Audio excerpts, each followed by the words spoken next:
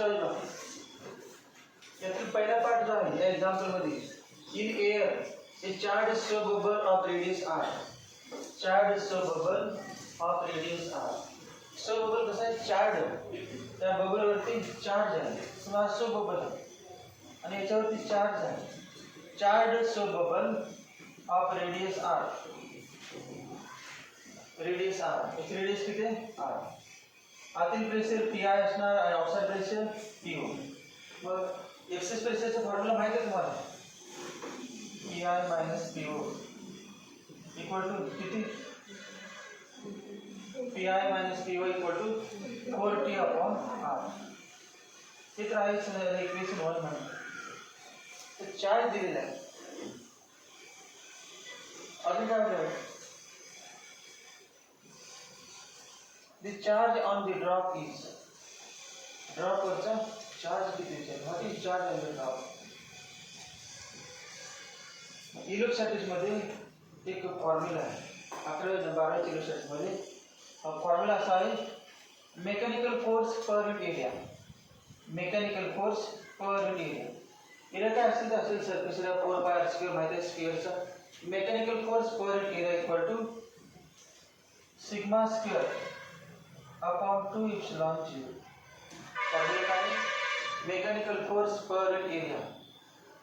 एखाद्या सरफेसवरती चार्ज असेल तर तिथे फोर्स किती असतो, युनिट एरिया घ्यायचा सरफेसचा, त्यावरती फोर्स असतो sigma square upon 2 epsilon 0. Epsilon 0 म्हणजे permittivity of medium in which this charge is.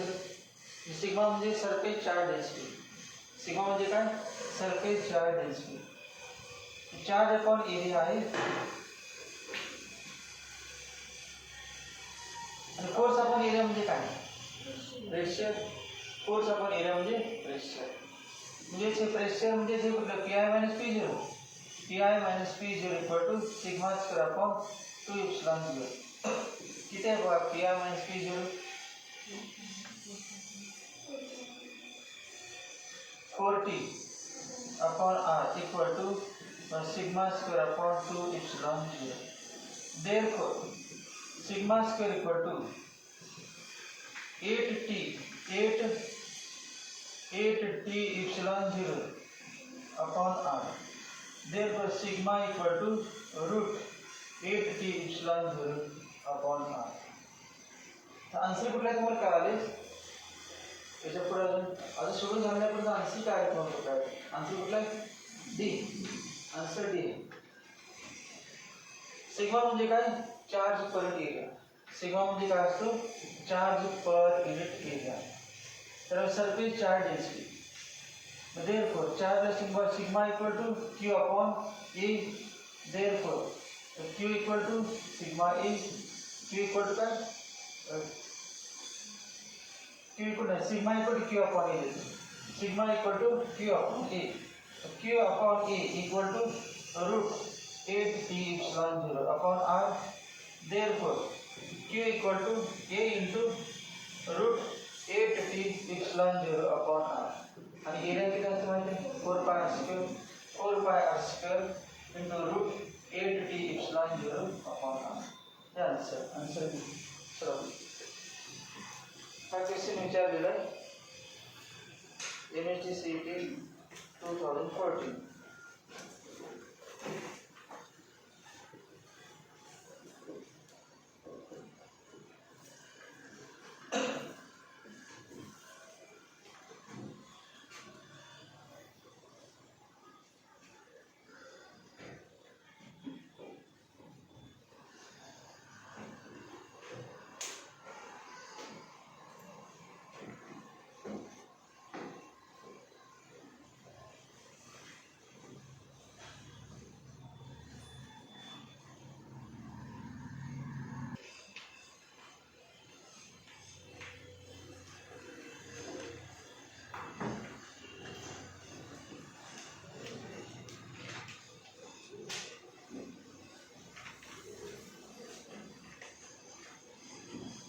A large number of drops, each of radius a, are merged to a single spherical drop.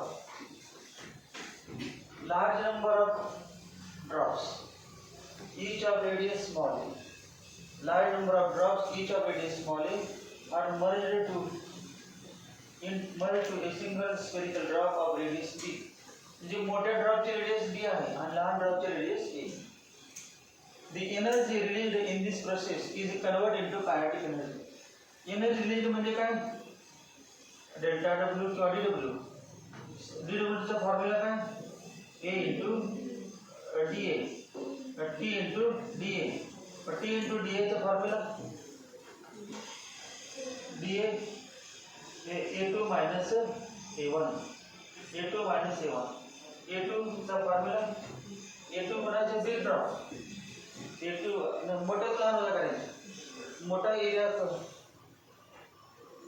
A2 आणि A1 आहे मोठ्या एरियामध्ये लहान म्हणजे change in surface area. Change in surface area. तर energy release झाली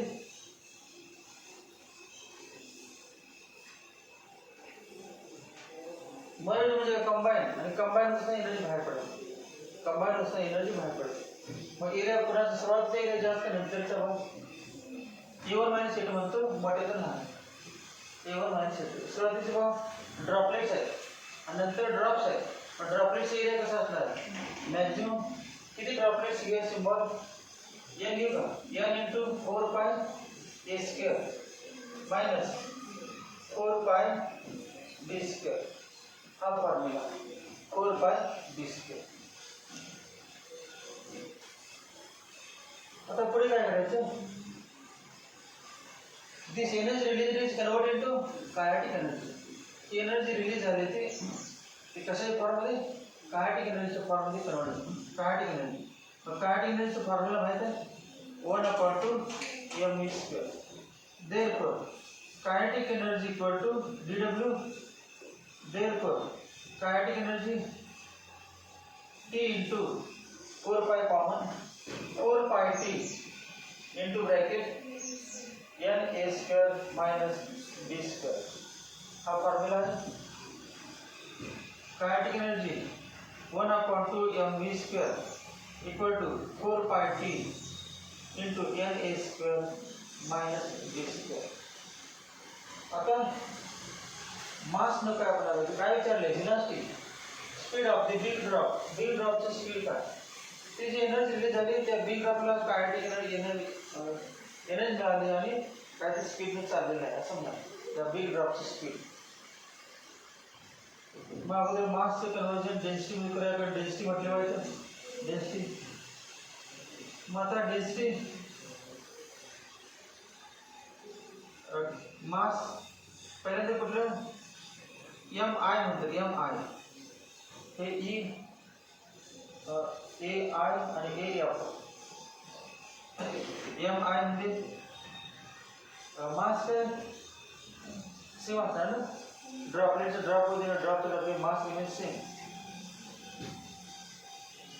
मग M I पण ते पण फॉर्म्युला सेम कसे दोघं सेम आहे. इनिशियल मास आणि फायनल मास सेम असतेच. M equal to M I म्हणतो.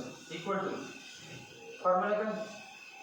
मास equal to density into volume equal to density into volume. Volume किती ड्रॉपलेट आहेत? एन आणि एकाचं व्हॉल्यूम 4/3 पाय a cube.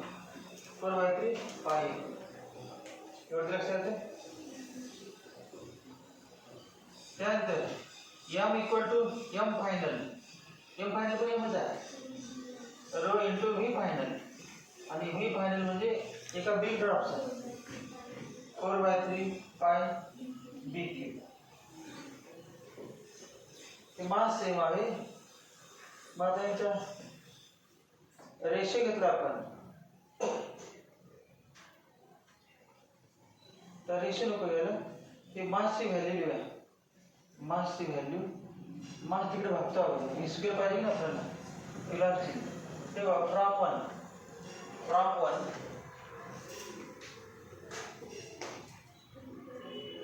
One V square equal to 2 तिकडे घ्यायचं 8 पाय टी अपॉन एम आत घेतो 8 पाय टी इंटू एन ए square minus B square upon M. मग एम ची व्हॅल्यू एम सेपरेट बघतो, याला पण एम ने डिवाइड करतो आणि याला पण एम ने डिवाइड करतो, किंवा सेपरेट अगोदर एम खाली येतो आणि काय सिम्प्लिफाय होत असेल ते करून मग पुन्हा आत घ्या. आन्सर बघू equal to 8 pi T upon M काय बघ सेपरेट लागलं ना एम दोघांच्या खाली.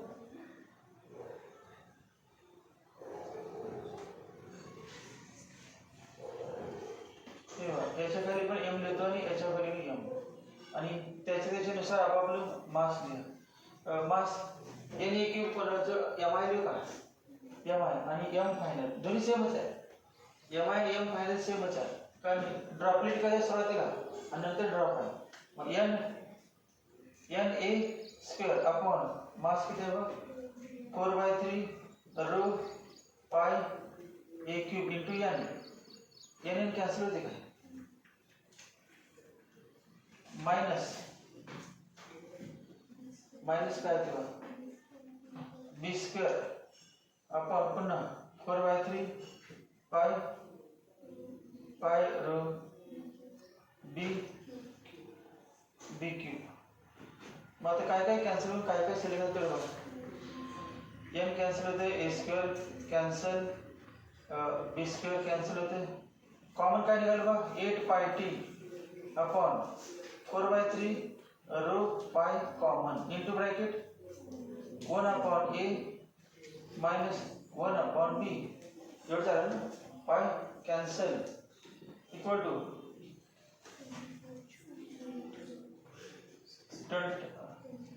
4 आणि 8 किती 60 upon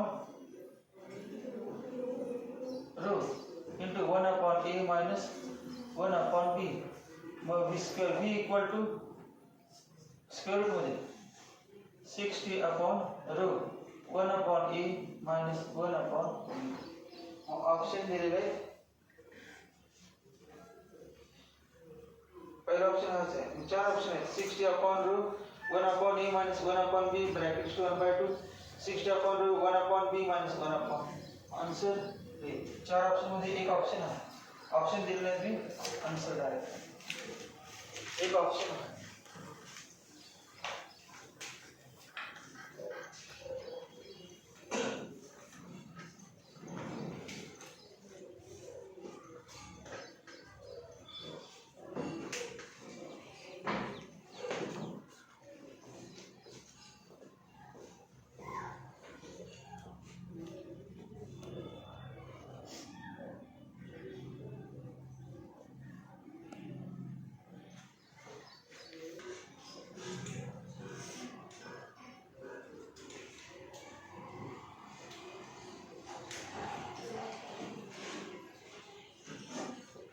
When one end of capillary is dipped in water, the height of water column is h.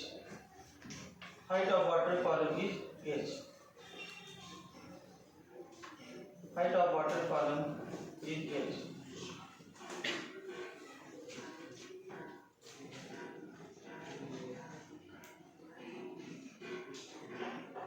Water column is h. The upward force of 105 dyne due to circulation is balanced by force due to weight. माटो formula आपले झाले 2 metre झाले metre first metre second. त्यातली कुठली method होती metre second होती काय metre second. काय फॉर्म्युला होता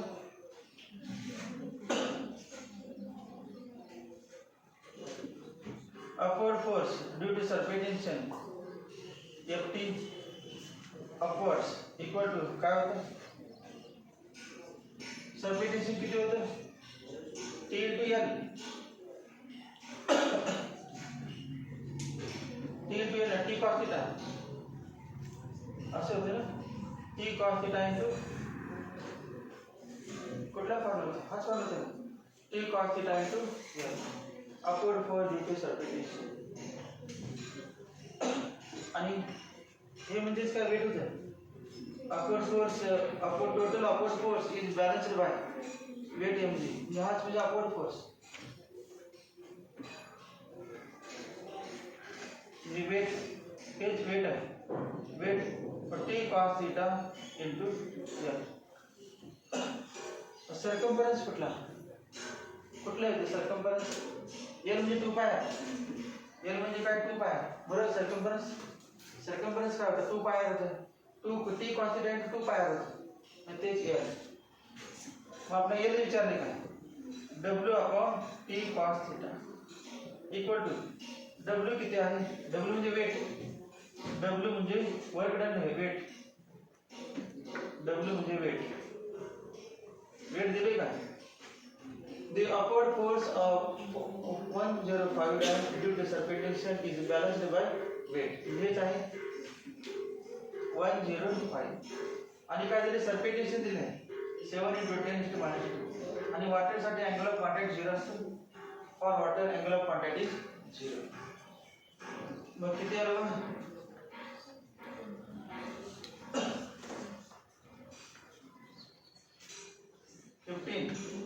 15 into 10 into 2 upon cos 0 1500.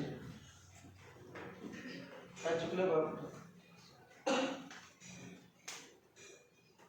Dine मध्ये मग डाइनचे रिटर्न करूया 10 into -5 1 dyne equal to 10 into -5 return 1 dyne equal to 10 into -5 return. म्हणजे 10 into -5 आहे already. 10 into -5 plus 2 -3 10 into -3 metre equal to असेल 15. आन्सर कुठलं A. Answer 1.5 into 10 into -2 metre म्हणजे 1.5 centimetre. 1.5 centimetre हे विचारलेलं MHCT 2070.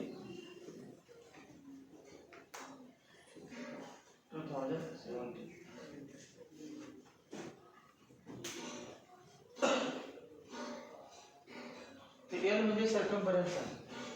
एल म्हणजे सर्कम्फरन्स 2 पाय. एल म्हणजे circumference